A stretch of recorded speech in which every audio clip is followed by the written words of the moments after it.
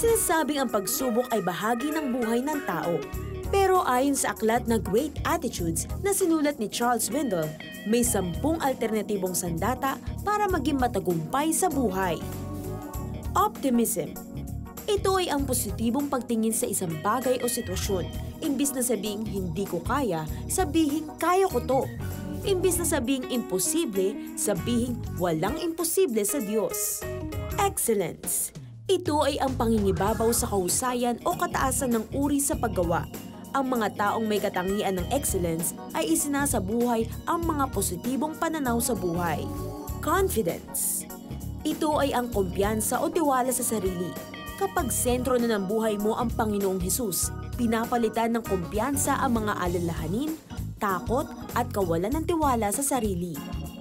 Joy o kaligayahan. Kapag inalis mo ang mga bagay na humihila sa iyo pababa, gumagawa ka ng espasyo para sa kaligayahan.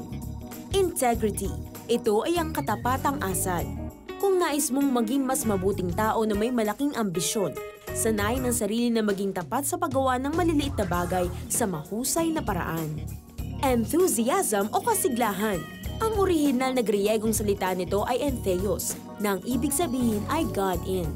Ito ay ang kakayahang makita ang Diyos sa kalagitnaan ng isang sitwasyon. Ito ang nagdadagdag tuwa sa pangyayaring iyon.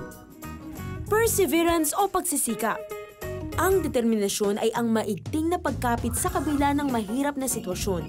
Ibig sabihin, pananatiling nakatingin sa Diyos na nagbabantay at nakangiti sa iyo. Humility. Ang pagpapakumbaba ay hindi nangangahulugan na merong ka mababang pagtingin sa iyong sarili. Ang tunay na pagpapakumbaba ay nanggagaling sa iyong kalakasan at seguridad ng kalooban. Generosity o kakayahang mag-abot ng tulong sa kapwa. Ang tanging dahilan kung bakit hinahayaan ng Panginoong magkaroon ka ng higit sa iyong kailangan ay upang mas makapagbigay ka pa ng tulong sa iba.